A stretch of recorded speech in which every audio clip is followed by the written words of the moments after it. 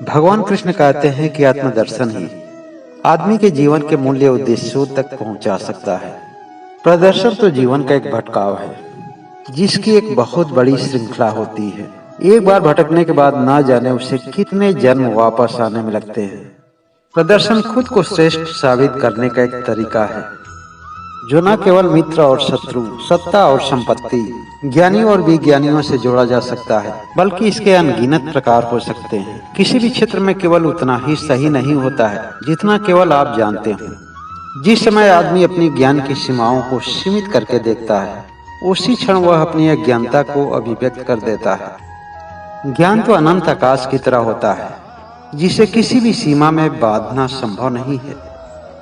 इतिहास साक्षी है कि कलयुग का कालचक्र ऋषि और ज्ञानियों की मति को भी भ्रमित करने में वह चुका नहीं। आपने सुना होगा कि एक बार सम्यक ऋषि ध्यान कर रहे थे। उनका पुत्र श्रृंग अनेक शिष्यों के साथ नदी में स्नान करने गया था। सम्यक ऋषि के आश्रम के ही क्षेत्रों में एक राजा भ्रमण कर रहा था। राजा जो सोने का मुकुट धारण किया हुआ था, उस पर कलयुग के काल चक्र का प्रभाव था, जिसकी वजह से उस राजा की मति भ्रमित हो गई। उसने अपने सामने एक सर्प को जाते हुए देखा और उस सर्प को मार डाला। वह राजा भी एक ऋषि स्वभाव का था। वह धार्मिक रास्ते पर चलते हुए असंख्य लोगों का कल्याण किया था, लेकिन सर पे जो सोने का सेहरा धारण किया हुआ था, वह केवल सोने का मुकुट ही नहीं था, बल्कि उसके सूरवीर और पद प्रतिष्ठा का गौरव था। और कलयुग का काल चक्र भी तो ऐसे ही जगहों पर निवास करता है। कलयुग ने सोचा कि इस राजा के विनाश के लिए यह सबसे अच्छा मौका है। राजा घूमते हुए ऋषि के आश्रम की तरफ गया और देखा कि वह ध्यान में बैठे हुए हैं, और वह मरे हुए सर्प को ला करके सम्यक ऋषि के गले में लटका दिया। राजा ने देखा कि अगल बगल कोई भी नहीं है और वह वहां से चला गया। मगर सम्यक ऋषि के कुछ शिष्य राजा की इस हरकत को देख लिए थे। वह दौड़े भागे सम्यक ऋषि के पुत्र के पास गए, जो नदी में नहा रहा था, और इन सभी घटनाओं को उससे बता दिए। सम्यक ऋषि के पुत्र को लगा कि उसके पिता को कोई अपमान करने का प्रयास कर रहा है, और उसी समय अपने हाथ में नदी का जल उठाया और उसने श्राप दिया कि जो कोई भी मेरे पिता के साथ यह दुर्व्यवहार किया है, आज से ठीक 7वें दिन तक्षक नाग के डसने से उसकी मृत्यु हो जाएगी। उधर सम्यक ऋषि का ध्यान टूटा और उन्होंने देखा कि उनके गले में मरा हुआ सर्प लटका हुआ है। वह तुरंत ध्यान में जाकर अपने ज्ञान चक्र से देखा कि यह सब तो परीक्षित राजा ने किया है, और वह सच्चाई भी देख लिए कि उनके राज मुकुट में कलयुग का प्रभाव था।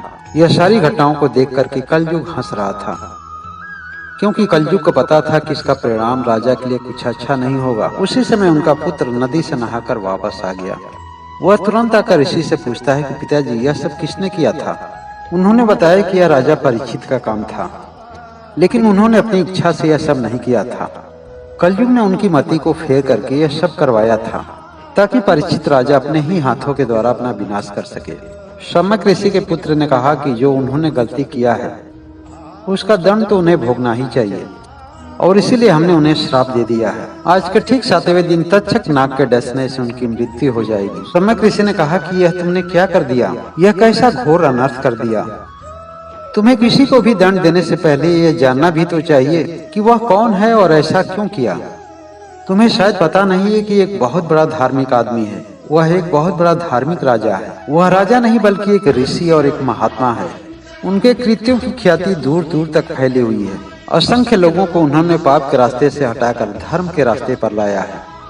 तपस्या करके शक्तियों का अर्जन करने का मतलब यह नहीं होता है कि उनका दुरुपयोग करो या उसका उपयोग ऐसी जगह करो जिसके नुकसान का कोई भरपाई न कर सके। राजा परीक्षित जैसे अपने राजमहल में पहुंचा, अपने सर से अपने राज मुकुट को उतारा, मानो बेहोशी से होश में आ गया हो। वह अचानक चौंक जाता है। रानियों ने पूछा कि क्या हुआ महाराज? उसने कहा कि जीवन में पहली बार कोई बहुत बड़ी गलती हो गई है। मुझे समझ में नहीं आया और मैंने एक मरे हुए सांप को सम्यक ऋषि के गले में लटका दिया। यह कैसे हो गया मुझे खुद समझ में नहीं आ रहा है। यह सब पता है कि यह सब कुछ मेरे राज मुकुट की वजह से हुआ है। यह सारी घटना एक बहुत बड़े विनाश का सूचक है। भगवान जाने आगे क्या होने वाला है। उसी समय सम्यक ऋषि पहुंच जाते हैं। राजा परीक्षित अपने अपराधों के लिए क्षमा मांगते हैं। ऋषि मुनि कहते हैं कि हे राजन, इसमें आपका कोई दोष नहीं है। मैंने अपने दिव्य दृष्टि से सब कुछ जान लिया है। यह सब कलयुग का कराया हुआ है। राजा परीक्षित ने कहा कि कारण चाहे जो भी हो, अपराधी तो मैं ही हूँ, क्योंकि अकृत्य तो मुझसे ही हुआ है। राजा ने कहा कि अपराध हुआ है तो इसके दंड के लिए भी मैं तैयार हूँ। ऋषि मुनि ने कहा कि हमारा पुत्र शृंख ने समझबूझ के अभाव में यह समझ लिया कि हमारे गले में शब्द डालकर हमें किसी ने अपमान करने का प्रयास किया है। हे राजन, वह आपको श्राप दे चुका है कि आज से 7 दिन के बाद तक्षक नाग के काटने से आपकी मृत्यु हो जाएगी। यह बात सुनते ही राजा परीक्षित की रानी बेहोश हो जाती है। उसे उसके कमरे में ले जाया जाता है। समय ऋषि कहते हैं कि हे राजन, आपके पास समय का अभाव है। 7 दिन के बाद हर हाल में आपको इस दुनिया को छोड़ ही देना है।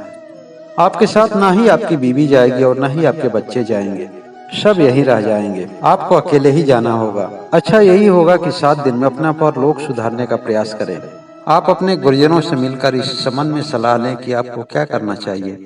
उनके गुरुजनों ने सलाह दिया कि बाल ऋषि सुखदेव ही इस संबंध में कोई आपको सलाह दे सकते हैं, और ऐसा कहा जाता है कि उन 7 दिनों में अपना परलोक सुधारने के लिए राजा परीक्षित बाल ऋषि सुखदेव से भागवत कथा का रसपान करते हैं। यह सभी बातें केवल एक बातों का इशारा करती हैं कि इस जगत की ख्याति और इस जगत की प्राप्ति इंसान को उसके विनाश की तरफ ले जाती है। उसका परलोक तो केवल एक ही चीज से सुधर सकता है, उसका जीवन तो केवल एक ही चीज से सुधर सकता है, जब आदमी अपनी अंतरात्मा के द्वारा परमात्मा तक का सफर शुरू करता है। इसलिए अपने जीवन के कीमती समय को समझें, इसे गलत जगहों पर नष्ट न करें। आपकी आत्मा की सफर भले ही लंबी है, लेकिन इस जीवन का अंत कभी भी हो सकता है। राजा परीक्षित की तरह कभी भी समय नजदीक आ सकता है। एक बार प्रेम से बोलें, श्री राधे श्री राधे।